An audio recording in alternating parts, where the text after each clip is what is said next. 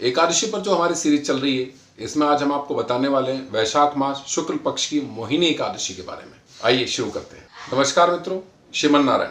मेरा नाम है दुष्यंत और आपका स्वागत है आप ही के चैनल पुराणिक यात्रा में।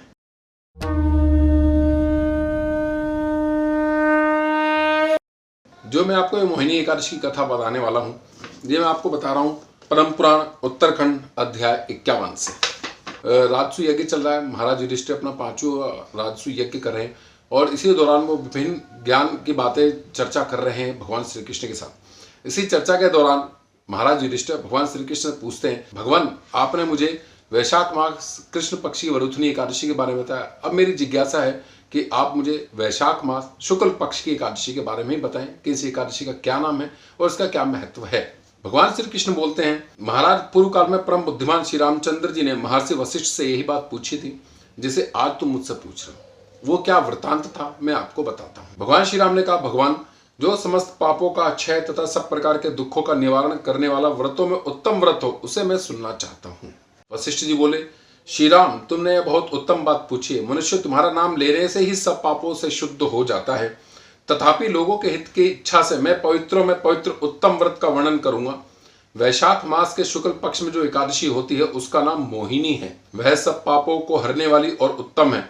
उसके व्रत के प्रभाव से मनुष्य मोहजाल तथा पातक समूह से छुटकारा पा जाते हैं। महर्षि वशिष्ठ बताते हैं, सरस्वती नदी के रमणीय तट पर भद्रावती नाम की सुंदर नगरी है। वहां धृतिमान नामक राजा जो चंद्र वंश में उत्पन्न और सत्य प्रतिज्ञ थे, राज्य करते थे। उसी नगर में एक वैश्य रहता था जो धन धान्य से परिपूर्ण और समृद्धशाली था। उसका नाम था धनपाल। वह सदा पुण्य कर्म में ही लगा रहता था। दूसरों के लिए पोंसला, कुआं, मठ, बगीचा, पोखरा और घर बनवाया करता था। भगवान श्री विष्णु की भक्ति में उसका हार्दिक अनुराग था। वह सदा शांत रहता था। उसके 5 पुत्र थे, सुमना, द्युतिमान, मेधावी, सुकृत तथा धृष्ट बुद्धि। धृष्ट बुद्धि 5वां था। वह सदा बड़े बड़े पापों में ही संलग्न रहता था।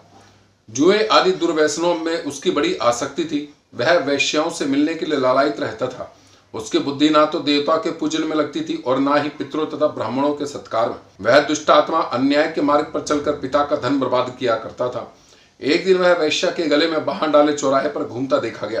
तब पिता ने उसे घर से निकाल दिया तथा बंधु बांधवों ने भी उसका परित्याग कर दिया। अब वह दिन रात दुख और शोक में डूबा तथा कष्ट पर कष्ट उठाता हुआ इधर उधर भटकने लगा। एक दिन किसी पुण्य के उदय होने पर वह महर्षि कौंडिन्य के आश्रम पर जा पहुंचा। वैशाख का महीना था। तपोधन कौंडिन्य गंगा जी में स्नान करके आए। दृष्ट बुद्धि शोक के भार से पीड़ित हो मुनिवर कौंडिन्य के पास गया और हाथ जोड़कर सामने खड़ा होकर बोला, ब्राह्मण द्विज श्रेष्ठ, मुझ पर दया करके कोई ऐसा व्रत बताइए जिसके पुण्य के प्रभाव से मेरी मुक्ति हो जाए। कौंडिन्य बोले, वैशाख के शुक्ल पक्ष में मोहिनी नाम से प्रसिद्ध एकादशी का व्रत करो। मोहिनी को उपवास करने पर प्राणियों के अनेक जन्मों के किए हुए मेरु पर्वत जैसे महापाप भी नष्ट हो जाते हैं। वशिष्ठ जी कहते हैं, श्री रामचंद्र मुनि का यह वचन सुनकर दृष्ट बुद्धि का चित्त प्रसन्न हो गया। उसने कौंडिन्य के उपदेश से विधि पूर्वक मोहिनी एकादशी का व्रत किया।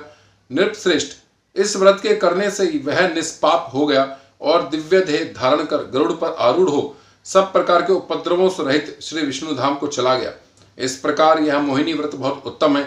इसके पढ़ने और सुनने से सहस्र गोदान का फल प्राप्त होता है। इस प्रकार आपने देखा कि जो ये मोहिनी व्रत है ये आपके सभी पुराने पापों को नष्ट कर सकता है। इसमें मतभेद हो सकता है कि किस प्रकार करेगा, पर जितना पुस्तक में लिखा है इसके हिसाब से ये आपके जितने भी पाप हैं जो आपसे जाने अनजाने में हो गए हैं उन्हें भी नष्ट कर सकता है। और प्लस इसको सुनने से और पढ़ने से सहस्र गोदान का फल मिलता है। अगर आप ये वीडियो देख रहे हैं या सुन रहे हैं तो भी आपको सहस्र गोदान का फल प्राप्त हो रहा है।